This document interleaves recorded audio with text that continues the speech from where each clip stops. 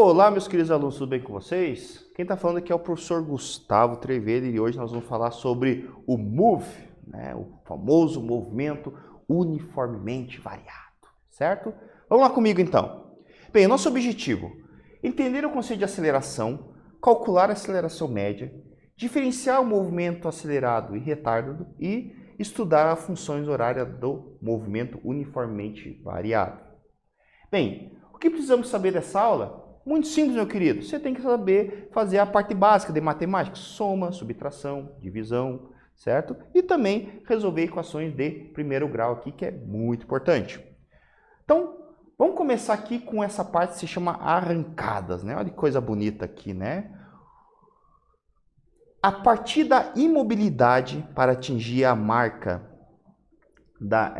dos 100 km por hora no menor tempo possível, virou uma obsessão entre os fabricantes de superesportivos, né? Por exemplo, esse carro que vocês estão vendo aqui é o Demon, né, da Dodge, que ele, inclusive, consegue levantar a frente deste, né? Então, você tem ali a absorção pela questão dos arrancadão que eles falam, né? O arrancadão é uma competição entre diferentes tipos de carro que parte do repouso e percorre uma pequena distância, atingindo grandes velocidades.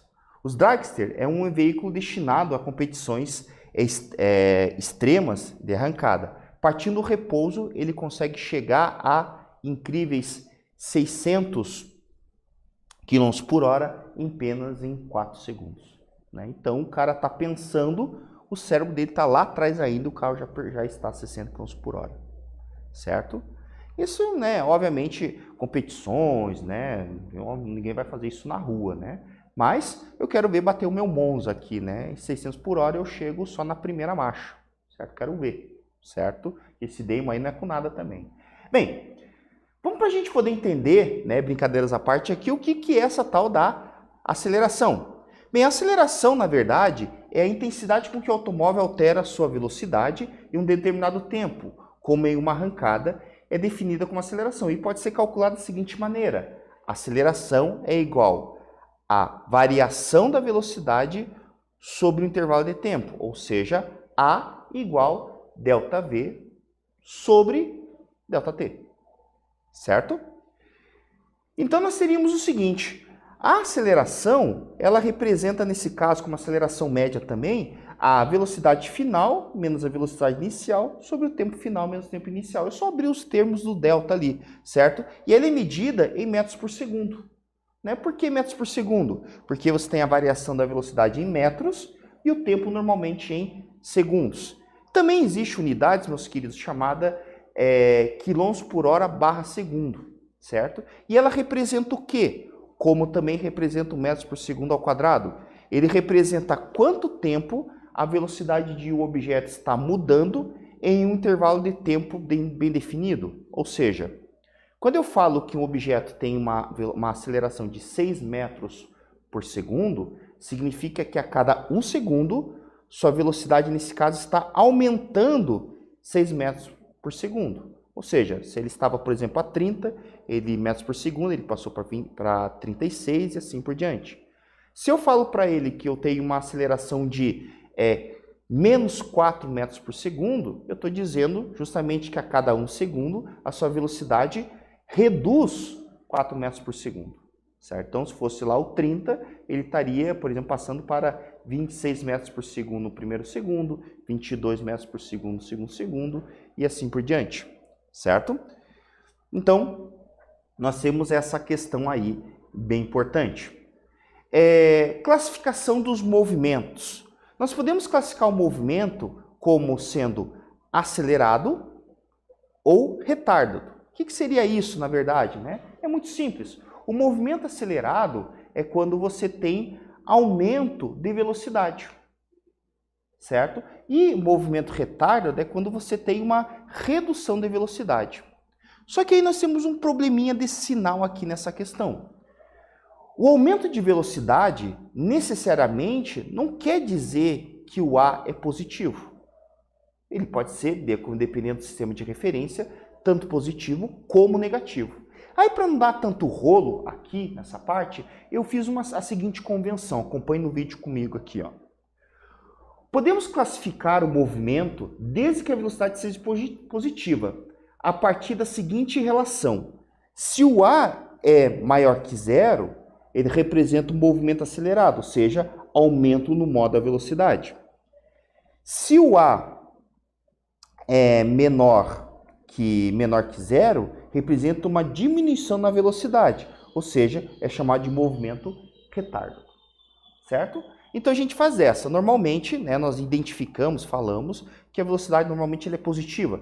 Lembre-se que velocidade positiva não significa que o objeto está aumentando a velocidade, diminuindo. Apenas está relacionando com a sua orientação, certo? Então, conforme a orientação, a velocidade pode ser positiva ou negativa. Agora, a aceleração, sim. A aceleração, conforme o sinal, ela pode representar um aumento, uma redução. Mas, independente dos sinais, o que interessa para nós? Que, num movimento acelerado, existe aumento de velocidade. E no movimento retardo, representa uma redução de velocidade. Certo? Não ali, o sinal ali. Certo? Buenas, então dando continuidade aqui. Agora eu vou fazer com vocês uma atividade para ver se vocês estão espertos aqui. Ó. Acompanhem comigo no vídeo.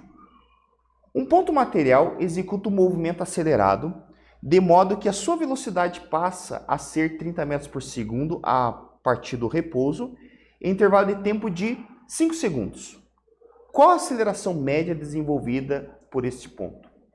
Eu vou dar um tempinho para vocês poderem resolver essa questão e daqui a pouco a gente volta para discutir.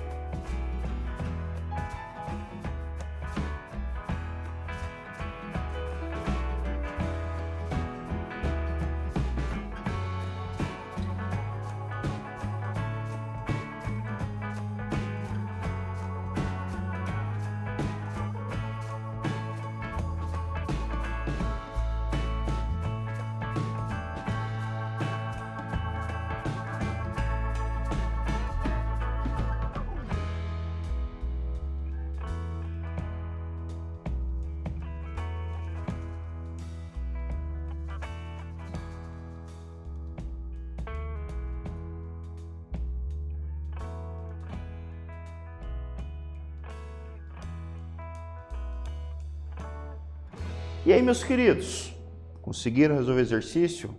Empacou?